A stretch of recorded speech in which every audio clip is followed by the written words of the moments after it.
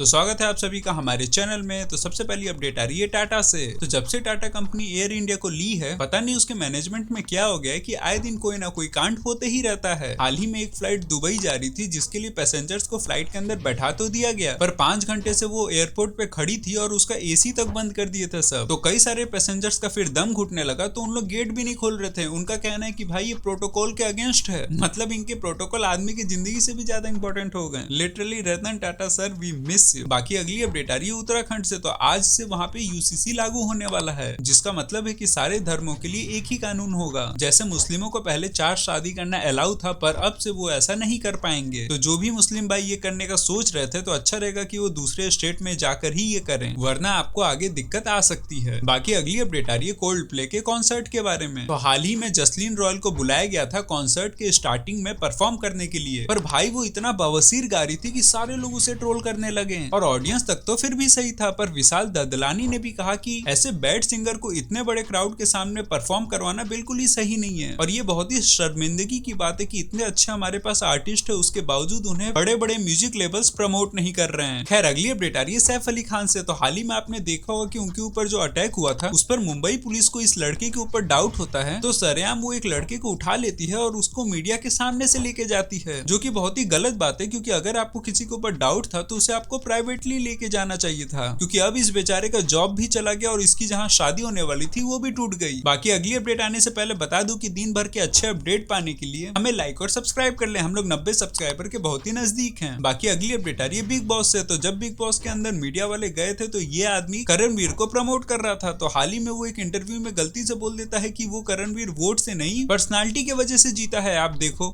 I am very happy, trophy घर आ गई है, करण इज द राइटफुल विनर। और आई थिंक बहुत सालों के बाद बिग बॉस एक ऐसा इंसान जीता है जो पर्सनालिटी के हिसाब से जीता है, ना कि वोट्स के।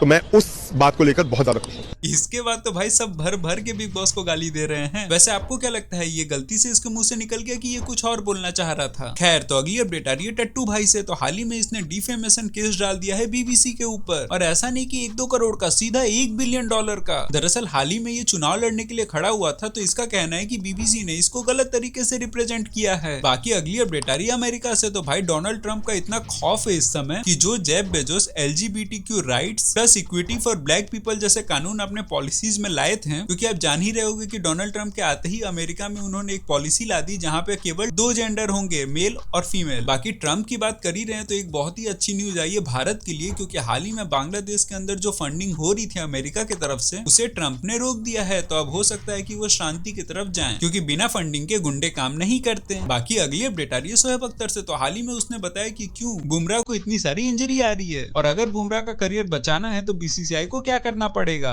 बुमराह का भी आपको याद होगा प्रेडिक्शन उन्होंने नहीं करा था, पहले बता रहे थे। अब कैसा लगा? सर लगे हुए हैं, सोच रहे हैं, दुआएं कर रहे हैं। मैं पहले भी चीखता रहा हूँ कि उसको कम 5 से 3 मैचेस खिलाओ, उसको आराम है। उसका एक्शन ऐसा ही नहीं है, ऐसा एक्शन नहीं है उसका, तो वो जाके था लोड बर्दाश्त कर सकते। हर फॉर्मेट भी उसको खिला रहे हो, 3 में से 2 टेस्ट मैच खिला लो, 5 में से 3 वनडे खिला लो, उसको सेफ गार्ड करो ना।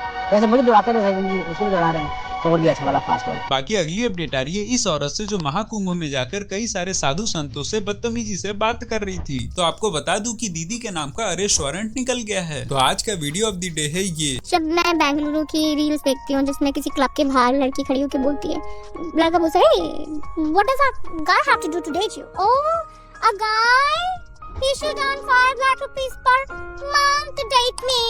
Baby, what do you have to offer? ठीक है, he has 5 lakh rupees per month to date you. What do you have to offer? मैं सही तेरी ही शक्ल है, you have done अजीब से कपड़े and this crack makeup.